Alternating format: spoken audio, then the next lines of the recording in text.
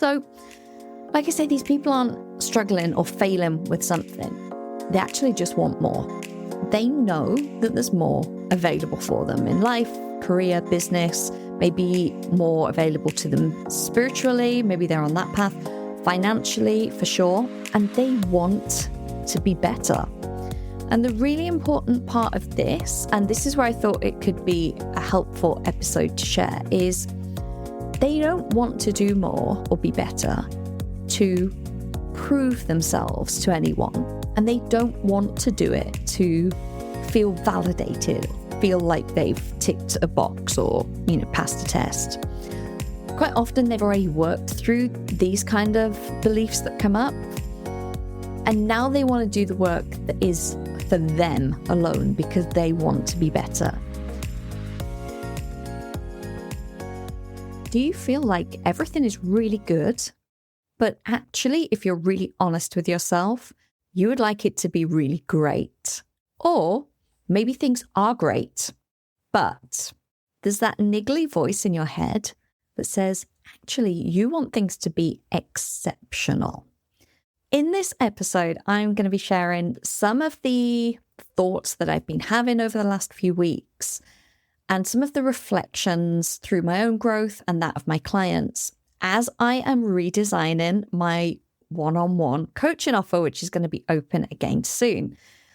And I've been really diving deep into my ideal client. Yes, we know that this is an ambitious introvert, but what do they really want? How are they feeling? What do they want to create? Why do they want coaching? All of these good questions. So stay tuned, and I'm going to be sharing a little insight as to what's been going on in my brain for the last few weeks. If you are new here, welcome. I'm Emma-Louise. This is the Ambitious Introvert podcast.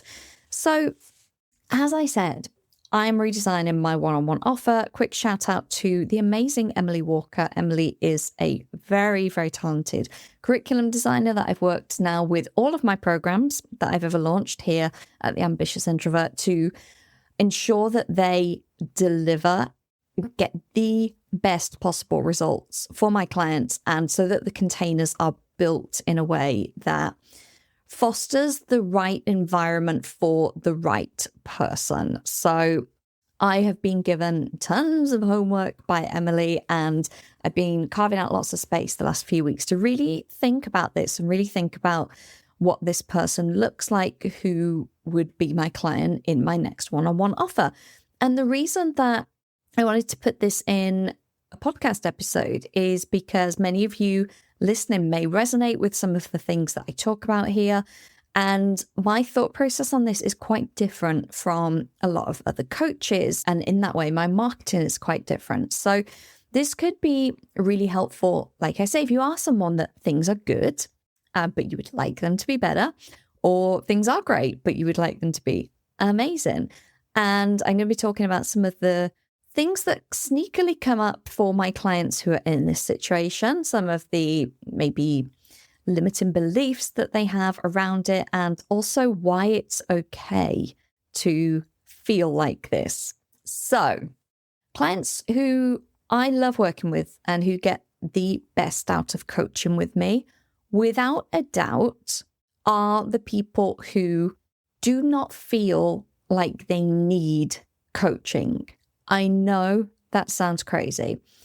And the majority of coaches are marketing in that way. Like, oh, you're struggling with A, B, and C, but imagine if you could have X, Y, and Z instead. Well, if you work with me, we'll solve all these problems and blah, blah, blah, blah.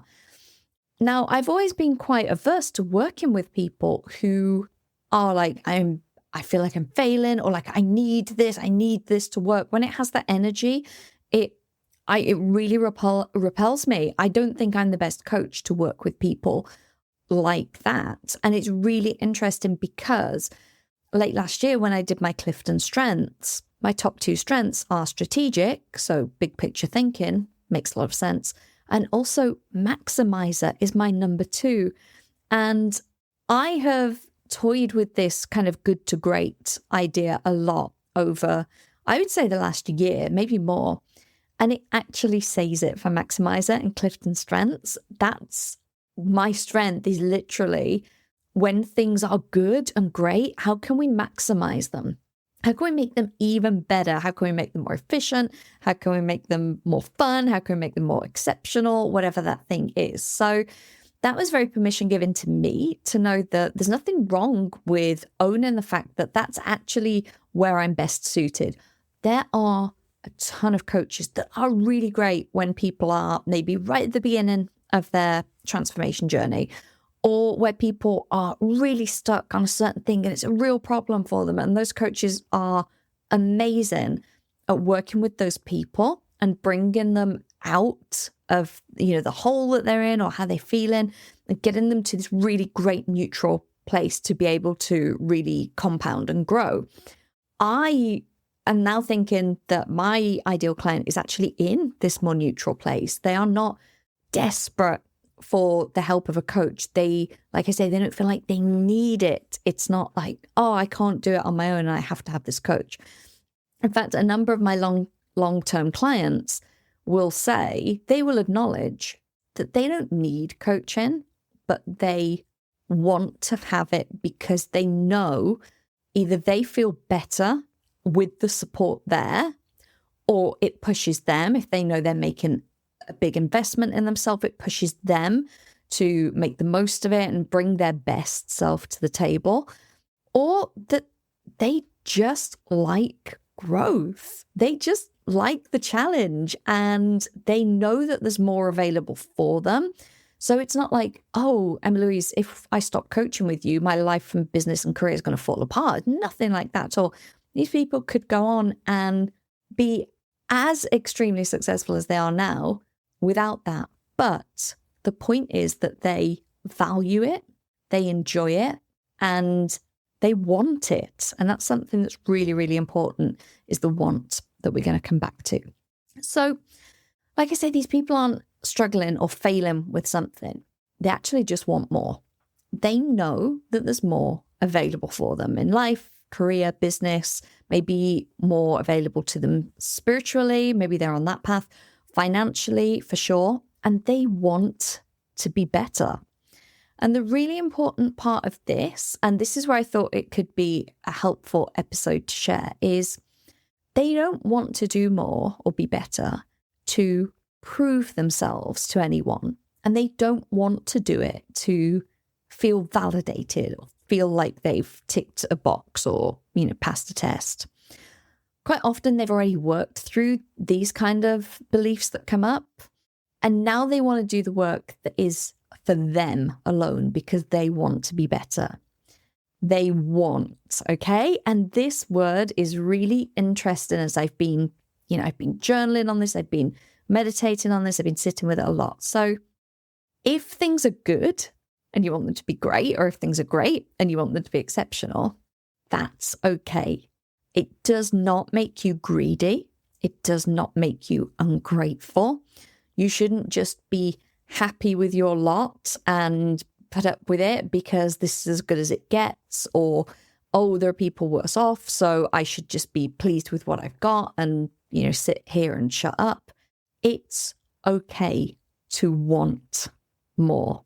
It's okay to feel like you're not done. It's okay to feel like, yeah, I have this great job, but do you know what? I feel there's more for me. I feel I have more potential that I haven't yet reached. Or in a business, I feel like I love this business that I've built, but I want to think bigger about it. I want to be more strategic and I want to maximize it, right? So none of those thoughts are bad. And that is something that I think is the difference between my ideal client and maybe people that aren't quite ready for my coaching, is knowing that it's okay. Know that it's okay to want more, to show up for yourself and to create more. And the word that's coming up, I guess, is unapologetic, that you're willing to do that unapologetically and not feel somehow like your success is taken from other people's, or that you should just be happy and put up with it. So you're not greedy, you're not ungrateful, you just feel that your potential is not quite reached. If that's you, and this is the really important question when I was really drilling down on who this ideal person is. How do you know if you're doing it for the right reasons? So how do you know that you are in fact doing it for you and it's not your ego trying to prove it to someone else or trying to show the world? How do you know that you want to become exceptional because it kind of feels fun? You want to grow, you want to learn, you want to push the edges of what's possible for you. You want to see what you can create and all of that. But how do you know if that is what we would call in psychology intrinsic motivation, where it's coming internally and it's driven internally from you, or whether it's external, whether it's from other people and you're feeling societal pressure, peer pressure, or the ego, like I say, trying to prove things? How do you know which one it is? So I really, as I was mapping all of this out, I just put down 3 kind of reflections. And this is why I wanted to share this with you today. Because when we are operating from a place of intrinsic or internal motivation, then we are truly striving for the things that make us happy. And we will then feel that sense of fulfillment and wholeness that we might be looking for. When we use external motivation and we go for external markers of success to maybe try and please society or other people, many people have massive achievements, but they feel hollow and empty inside because they did it for the wrong reasons. They did it for other people. So these are the 3 things that I just marked down, like I say, that I wanted to share with you today that could be really helpful as a little checkbox to see, am I striving for the right things? Am I making the right goals? Am I pushing forwards for the right things? So the first thing is, do you feel a desire to achieve or a desire to create rather than a fear of failing? So I'm thinking about the type of client that would come and have a discussion with me about working together.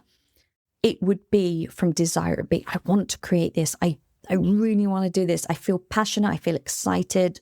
I just, even thinking about it gets me all lit up. Versus, oh, I have to make this work. Like, I need to do this on this set time, or, there's no other option. I can't fail at this. I have to work it out and I need someone to help me do it.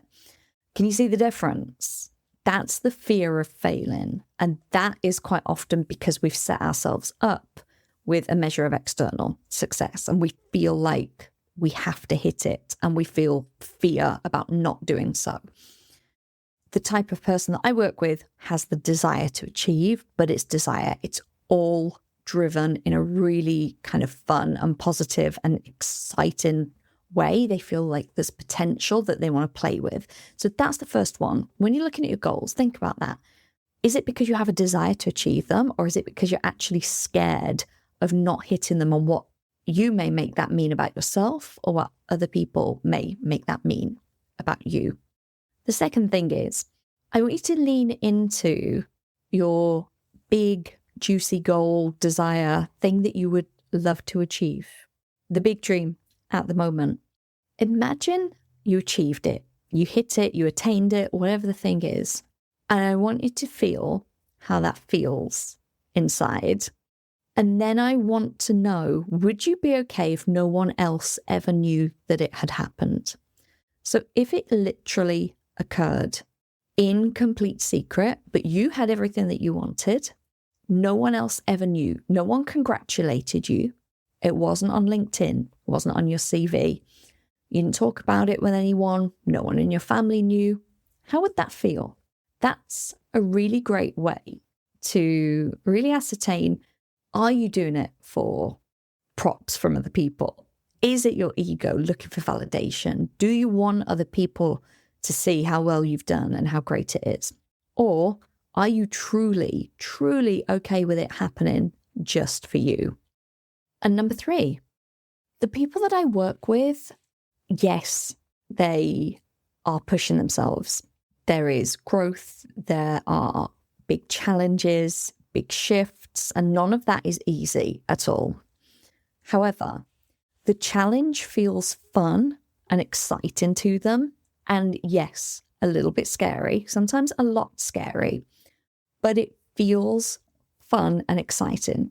I can see right now as I'm talking about this, as one of my clients in particular, and I can see her face when we have these discussions that stretch her and that really challenge and push her. And for a while, it's uncomfortable. And I can see that in her face. And then as she starts to realize what's available to her and how potentially easy it can be if she changes her thoughts, her face just like beams into this huge smile. And she's like, oh, that feels juicy. I'm like, yes, exactly. So it feels, yes, it's always scary and it's not easy, but it feels fun and exciting versus this heaviness, this like, oh, I have to do this. Like, I may as well get going with it. Tell me what to do. I just need to get it done. I just need to achieve this thing, or else I'll be a failure, or else I'll be this, that, and the other. And it's never from that very contractive place. Can you see how the energy feels very different in those two? So when you are thinking about your goal, your next big challenge, whatever it is you're aiming for, the dream, all of the things, is it fun, exciting, and a little bit scary? Or is there an obligation feeling to it? Is there a heaviness? Is there I should be doing this? Or everyone expects me to do this? Or, oh, well, that's the next box to tick or the next rung on the ladder of success.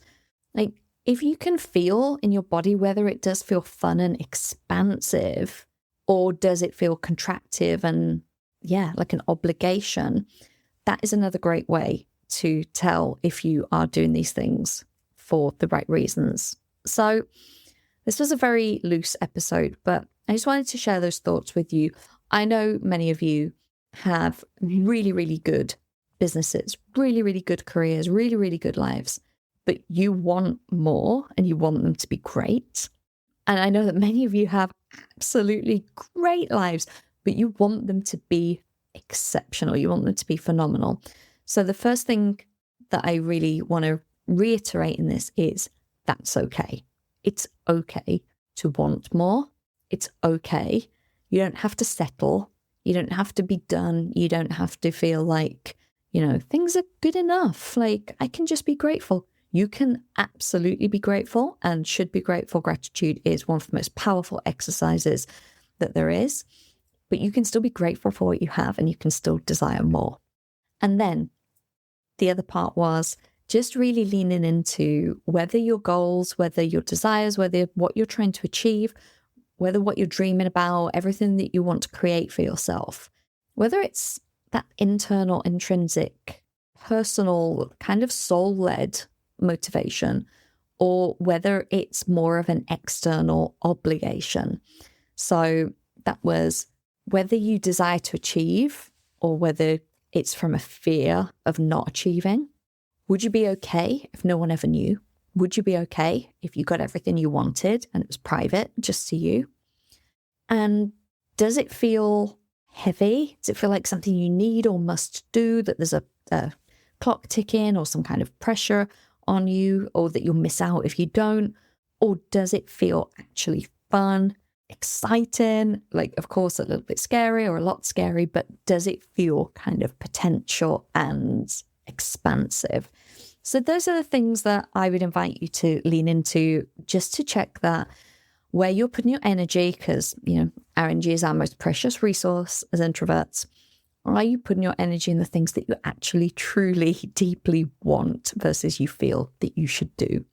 So if any of that resonates with you, if you are the good to great or the great to exceptional person, then my new revamped one-on-one private coaching could be exactly what you need to take that next step up. As I'm recording this, it's actually still in the works. I'm still mapping it out. I'm still deciding on a number of factors. I'm still doing the work with Emily that I mentioned, and I'll link Emily in the show notes below. However, I just wanted to start this conversation because if you are curious and if you did resonate and you go, yeah, that is me when she talked about the type of client that she works best with, I get that, I'm in that place, and you want to have a discussion about that next level of potential for you, then head to the show notes. And there is a very short form to fill out to start a conversation. I would love to have a chat with you and see if you are in a place where I could support you best in creating that expansion and reaching that potential. And if you're not ready for that, or you feel like you're not in that place, please save this episode. And just remember, when you are really getting clear on what you want to achieve, what you want to do, what you're focusing on, where you're putting your time and attention, that you can come back to these pointers and these reminders to make sure that you're doing it for the right reasons. And the right reason is always, always, always because it is what you yourself desire. Thank you so much for tuning in, and I will see you in the next episode. Thank you for tuning into this week's episode. I hope that you're feeling expanded to what's possible for you, motivated to take action, and inspired about how you can start to own your energy. I share even more tools and resources on my Introverts Only email newsletter. By signing up, you not only get early access to the Ambitious Introvert products and services, but you also get brand new podcast episodes delivered straight to your inbox every Monday, meaning you'll never miss your weekly dose of introvert-friendly inspiration. Sign up now at theambitiousintrovert.com/newsletter or click the link in the show notes. See you next week.